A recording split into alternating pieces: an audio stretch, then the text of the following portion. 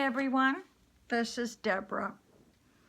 I am going to be doing a very serious YouTube video, probably after this one.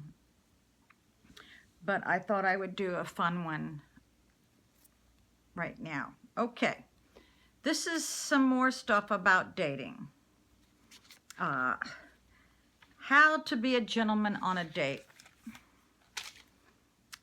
Don't ask the girl if you can cop a feel, okay? That's a good one. And don't stand by her door as she's getting out of her car so that you can get that shot, if you know what I mean, as she's coming out of her car, because some women, you know, if they're in a dress, some guys will stand there. You need to move away or turn around. That's just a polite thing to do. One guy I went out with, I had already ordered a drink before we got there and paid for it myself. He comes in and he knows it was dinner time. He knows I hadn't ate. He orders dinner with the waitress, doesn't even turn around and ask me what I wanted. And I sat there and listened to him for about an hour and a half, and then I looked at him and I said, I'm hungry. I said, you didn't even ask if I wanted anything. I said, I tell you what I'm going to do. I'm going to get up and leave and go home and get me something to eat. That's a true story. Yeah. One guy was giving me a massage with, you know, fully clothed, and then out of nowhere he goes, you know I can take you. You know I can overtake you. And then I got away from him as fast as I could. Also, if the girl asks you for an STD test, that doesn't mean you can have unprotected sex until then, okay? This is common sense. And then if you really think you like her, you need to comply, which means you need to go get tested. You know, don't wait a month later and wonder why she doesn't want to be intimate with you.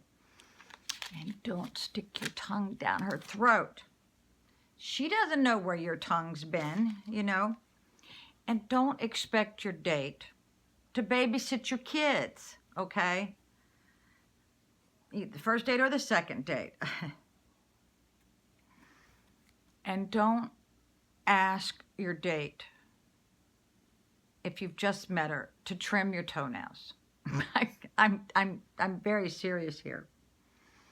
And you guys, please get some scissors. They actually sell these at the pharmacy that have a blunt end to trim your nose hairs and your ear hairs. And if you can't see the hair in your ears, get somebody, your neighbor or somebody, to trim it for you, because that is just so ugly. I do think I had one guy that had a hair growing out of his nose and it was curling back up around. And you can just get really grossed out. And also try to limit your cocaine use. That's a good one. Now, most of you probably have got a high school education, but this is like 3rd or 4th grade math. Learn to calculate the 10% and then the 15% for the tip. I got the biggest laugh out of this one guy, could not figure 10%. And I wasn't about to help him. I'm just sitting there saying, well, I wonder how long this is going to take. If you're that bad at math, bring a tip chart. But yeah, I can't believe that he couldn't do this. I think he was simple-minded. Don't talk about your medical procedures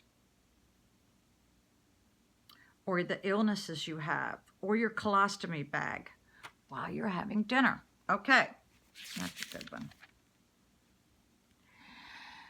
If you're not a committed couple, if you haven't told her you love her, well, even if you have told her you love her or love him, you still can't keep tabs on that person because they're a free agent until they got that ring on their finger. So, or you have some kind of agreement that, you know, you are going to be a couple. That means changing something in your life, like moving in together or sharing expenses. But until you have made that commitment, and I believe that commitment should be with the guy kneeling, you know, asking you for your hand, or, you know, you can be permanently engaged like Goldie Hawn is. You know, I think that's a great relationship. Don't wear Crocs. I had a guy who came in Crocs, and I was in a dress with hose on and heels. And don't ask her if she's set financially. I had a guy who asked me that. And don't ask her for drugs. That's a no. No, no. And this gets me. Don't wear those old man pants. Now, let me explain myself what old man pants is. It's 2 sizes too big, and you got this belt, and the belt, I don't know, is like, I guess, holding up your pants. But go get properly fitted jeans. And if that means you're having to go to the mall, then do that. But those old man pants, who wants to date somebody that's got them? Even my father didn't wear them. You know, I don't know why guys can't get properly fitted jeans. And never talk about politics or religion on the first or second date, because you could, I just think those things should be private for a while. And don't expect a girl to be at your beck and call if you haven't officially asked her out for the second date. That is a big problem. They think that, okay, I took her out one time, I own her now. No. And don't expect her to be free the next weekend, because she may have a date or another commitment. So don't assume that just because you've gone on one date with her that she is now all yours, because that ain't gonna happen, Captain. All right. Let's see. And a lot of you guys, girls especially, are drama queens. You don't want to spend your first couple dates talking about all the terrible things in your life. Make it pleasant. You really want to have values that are the same. You know, it would be very difficult, I think, if you're with someone who doesn't drink or has stopped drinking, and then you know you want to have a glass of wine at dinner. That can make the other one feel very uncomfortable. Also, if you've got a dysfunctional family, I think most of us do, families can sabotage your relationship. So keep it secret for a while, you know. Let's see. And don't ask your date to hold your hand, because she may not even like you. She may think you're just awful. Don't grab her hand. I mean, I think that's a little presumptuous. You see what I mean? Especially if you have a sweating problem. And after you've gone on like 3 or 4 dates and your partner wants you to help them, that's perfectly fine. But watch out, because when you may need help, they're nowhere to be found. I know I helped this one guy with his taxes, with his bills, not paying his bills, but showing him how to do it on his smartphone, and helping him with some business paperwork. But I asked him once to help me carry up my groceries, and he never showed up. You know, watch out for that. And once you're in a committed relationship and you withhold sex, to me that is evil.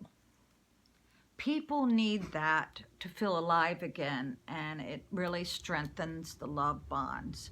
So don't withhold sex.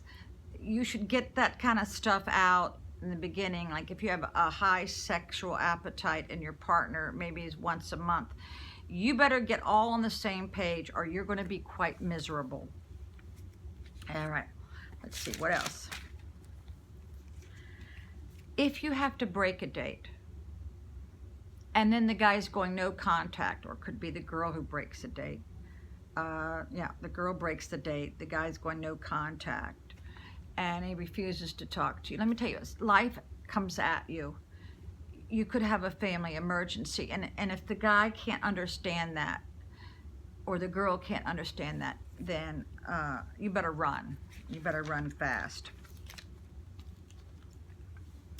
So I hope you've enjoyed this video. I hope that you got a chuckle. Bye. Bye. Not turning off. Oh, gee.